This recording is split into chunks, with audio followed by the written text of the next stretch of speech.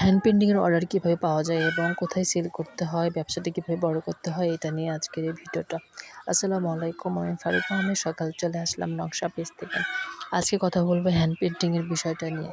আপনি যদি হ্যান্ড পেইন্টিংয়ের বিষয় নিয়ে কাজ করতে চান তাহলে প্রথমে কাজটা শিখতে হবে।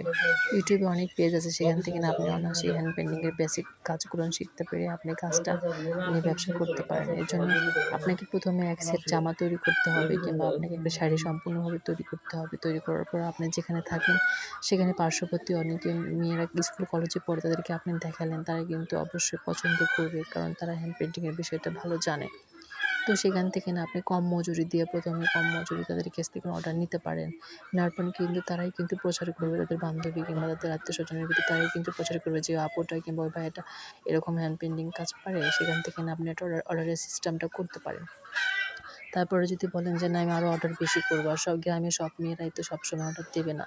এই জন্য আপনার প্রথমে তারপরে হচ্ছে আপনি বাজার, যেগুলো বাজারে মার্কেটিং থাকে আশেপাশে আপনার অনেক পরিচিত মার্কেটিংয়ে অনেক ভাইরা থাকে, যারা আপনার পরিচিত, তাদেরকে বললেন যে আমি এরকম কাজ পারি, তো আপনার এখানে স্যাম্পল হিসেবে রেখে গেলাম, টাকা বিক্রি হওয়ার পর আপনি আমাকে টাকাটা দিন।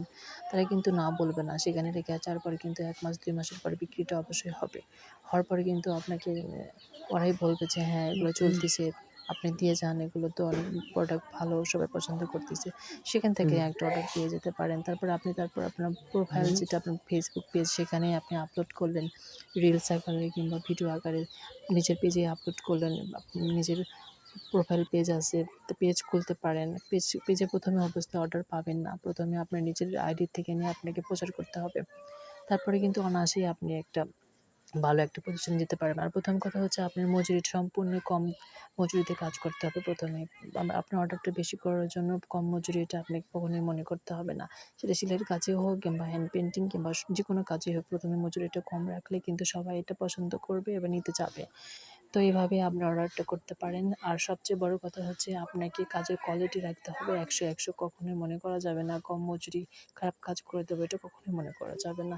তো এভাবে যদি আপনি ধৈর্য সহকারে কাজ করতে পারেন তাহলে কিন্তু অর্ডার হবে। আর সবচেয়ে কথা হচ্ছে কাজ নিয়ে বসে থাকা যাবে না, যে আমি এই কাজটা 2 দিন করব, 3 দিনে করব, এটা করা যাবে না। আপনি 1 দিনে সম্পন্ন করার পর সেটা আপনাকে ডেলিভারি দিতে হবে।